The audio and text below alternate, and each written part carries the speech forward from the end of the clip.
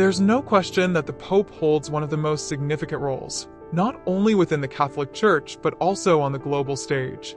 For years, speculation has swirled around the possibility of Pope Francis stepping down, with many wondering who might succeed him. While Pope Francis has often asserted that the papacy is for life, the idea of resignation has never been completely ruled out. But when the world thought it understood what to expect, a surprising development stunned everyone. This time, it wasn't just about his potential resignation.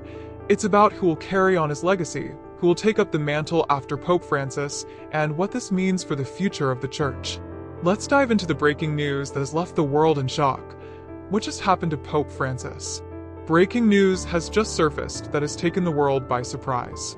Pope Francis has hinted that he might be considering retirement, a move that could mark the end of his papacy. Elected as the 266th Pope of the Catholic Church on March 13, 2013, Pope Francis has devoted nearly 12 years of faithful service. However, the Pope himself has acknowledged that no one can serve the Church indefinitely. At 88 years old, concerns about his health have been growing, with rumors circulating about his physical condition and whether he can continue to meet the ever-increasing demands of his role. For years, many have speculated about when Pope Francis might step back from his position and what that decision would mean for the future of the Church. Now, Pope Francis has finally addressed the matter directly, and his comments about retirement have left everyone in shock. The 85-year-old Pope admitted that he hadn't seriously considered resigning until now, but certain situations could eventually lead him to step down from his position. Though he has dismissed rumors about resigning in the near future, he has been candid about the challenges that come with the papacy. One of the primary factors that could lead Pope Francis to resign is his health, a topic that has been a recurring concern throughout his papacy. His physical well-being has often come up in discussions, especially during moments when he's shown signs of struggle or required medical attention.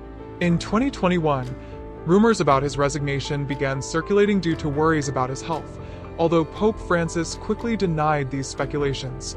Still, concerns over how long he could continue in his demanding role persisted. In June 2022, Pope Francis had to cancel 2 significant trips to the Democratic Republic of the Congo and South Sudan. His doctors advised against traveling due to his health, a rare instance where the Pope prioritized his own well-being over his duties. This raised questions about how much longer he would be able to fulfill the demands of the papacy. Further fueling these concerns, in March 2023, Pope Francis was hospitalized with a lung infection just days before Holy Week began. Although he recovered quickly and resumed leading public mass, such unexpected health issues highlighted the physical toll of his position. In June 2023, Pope Francis underwent surgery to treat a hernia, requiring several days of recovery in the hospital. This brought attention once again to the pressures of his role. While some of his health challenges have been made public, there remain aspects of his condition that have been kept hidden from the media. Stay tuned for more details on these developments. Since 2022, Pope Francis has been using a wheelchair due to knee pain, which he has spoken about openly. He has described this as a slower phase in his papacy. While he has adapted to this new reality, it also raises questions about whether his physical limitations might become too much of a burden in the future. In December 2024, Pope Francis appeared with a bruise on his chin after a fall, and just a month later, in January 2025, he fell again and injured his arm, requiring a sling. While neither incident was severe, these falls illustrate the physical risks he faces as he grows older. Despite these health challenges, Pope Francis has insisted that his current condition doesn't make him feel like he should resign. However, shocking new revelations have emerged. In a recent interview, the Pope disclosed that he has already written a resignation letter in case his health deteriorates to the point where he can no longer perform his duties. He reassured Catholics that he feels well enough to continue, but also revealed that he has prepared a resignation letter to ensure the Church isn't left in the lurch if his health ever prevents him from leading effectively. This shows his deep sense of responsibility and commitment to the Church, even in the face of his personal struggles. In his book Hope, Pope Francis expresses that he isn't overly worried about his health and feels capable of continuing his work. He reassures those who look to him for leadership by sharing his honest thoughts while acknowledging the possibility of stepping down if his health becomes too compromised. His decision to have a resignation letter prepared underscores his humility and realistic approach to his papacy. Throughout his tenure, Pope Francis has faced numerous health challenges but has remained dedicated to his duties. His openness about the possibility of resigning sets a powerful example of humility and responsibility. He has consistently stated that a pope must be able to lead the church effectively, and if he believes he can no longer fulfill his responsibilities, it would be better for him to step down. This reflects his view that the papacy is not about power, but about a duty to serve the billions of Catholics worldwide. The ongoing question of whether Pope Francis will step down has gained renewed attention, especially in light of his health and the announcement from the Vatican that his resignation could be on the horizon. However, Pope Francis has made it clear that he's not planning to resign anytime soon. He has expressed his belief that papal resignations should only happen in rare cases, as a frequent occurrence could weaken the image of the papacy. If Pope Francis were to resign, he stated that he would prefer to be called the Bishop Emeritus of Rome, a title that emphasizes his pastoral role rather than any position of authority. But health isn't the only factor contributing to speculation about Pope Francis' resignation. There are also internal church conflicts and opposition to consider. In 2018, Archbishop Carlo Maria Vigano accused Pope Francis of covering up abuse allegations against Cardinal Theodore McCarrick. Vigano even called for the Pope's resignation, claiming that he had failed to act decisively on the matter. While Pope Francis did not respond publicly to these accusations, the situation highlighted deep divisions within the Church and the immense difficulty of managing such challenges while attempting to maintain unity. The controversy surrounding Vigano's accusations was further complicated when Pope Francis faced a Vatican trial for allegedly creating division within the Church. It's possible that these internal conflicts could continue to escalate, adding even more pressure to an already demanding role. Disputes among ranking clergy not only harm the Church's reputation but also distract the Pope from his mission of reform and renewal. Conservative factions, particularly in the United States, have been vocal in their opposition to Pope Francis, criticizing his progressive views on issues like climate change, interfaith dialogue, and inclusivity. The combination of these internal tensions and Pope Francis' health challenges has led many to wonder if he might eventually decide that stepping down is the best course of action. As the world watches, the question remains, will Pope Francis continue his papacy, or will he step aside, leaving the future of the Catholic Church in the hands of a new leader? Only time will tell.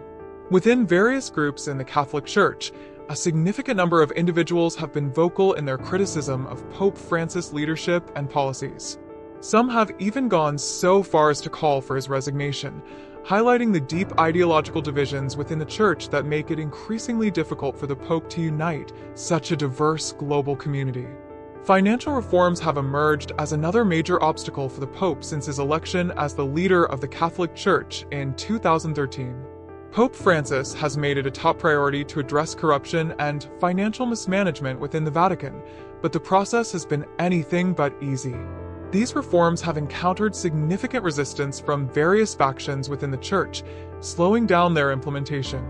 Pope Francis also made headlines recently after an interview revealed that, in the event of a medical incapacitation, he has already signed his resignation and entrusted it to one of the Vatican cardinals. Some church leaders have resisted change, while others have criticized the Pope's efforts, claiming they lack transparency. This pushback has made it increasingly difficult for Pope Francis to meet his goals and has added more pressure to an already challenging role. Calls for the Pope's resignation from conservative groups only exacerbate the challenges he faces, often rooted in disagreements over his leadership style and policies. Despite Pope Francis' emphasis on the need for unity, the constant criticism from some factions has created a significant strain on his leadership. The weight of this opposition can be exhausting for any leader and might even make him consider stepping down to allow someone else to take over. However, despite these mounting difficulties, Pope Francis has worked tirelessly to address internal divisions within the Church. He often speaks about the importance of dialogue and reconciliation, urging church members to come together, despite their differences. The Pope believes that unity doesn't necessarily mean uniformity, but rather that the Church should work as one to fulfill its mission.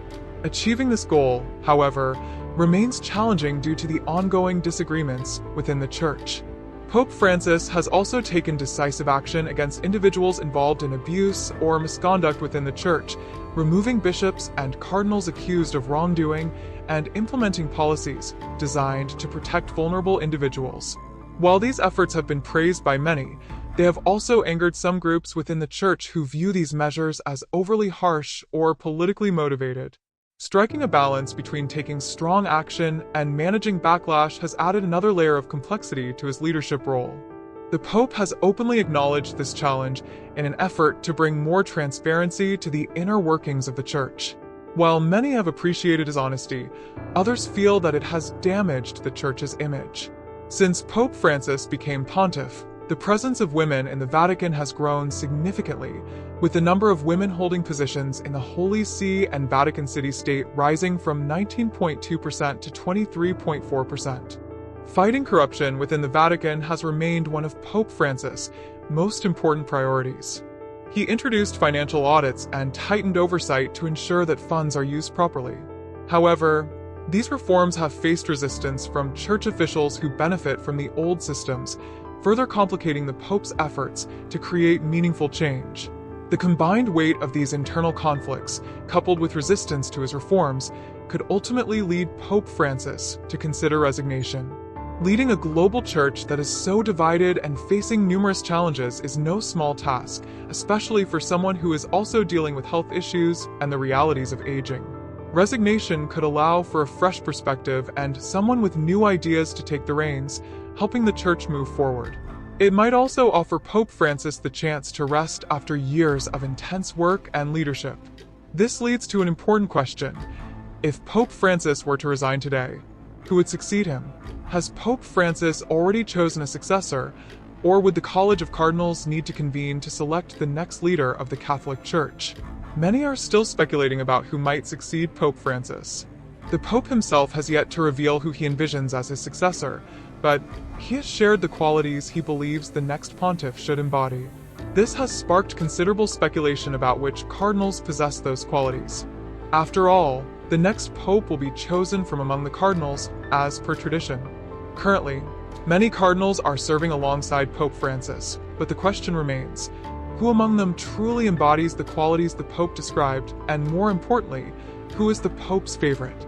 The Pope's response to this question has left many people surprised. As we count down to the conclave, the secret voting process that will elect the next Pope, all eyes are on which cardinal might be favored. But before we dive into that, let's take a closer look at some of the serving cardinals who are considered potential successors. Stay with us as we explore who might be the Pope's chosen successor.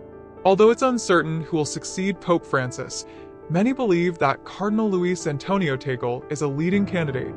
His remarkable journey within the Catholic Church and the qualities he has exhibited over the years have made him stand out among his peers. To understand why he is considered a likely successor, it's important to look at his early life and the steps that brought him to his current position.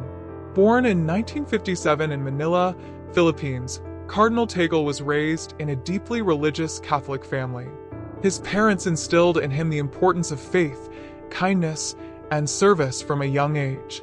Tagle's devotion to the Church began early, serving as an altar boy and actively participating in various church activities. These formative experiences helped shape his lifelong love for the Church and its mission. Tagle's journey into the priesthood was marked by years of study and dedication. He attended Ateneo de Manila University, where he studied philosophy, before joining the San Jose Seminary. His commitment to deepening his theological knowledge continued as he earned a doctorate in sacred theology from the Catholic University of America. His doctoral studies focused on the role of the Church in the modern world, equipping him for the leadership roles he would later take on within the Church. Tagle became a priest in 1982, and over the years, he has built a strong reputation.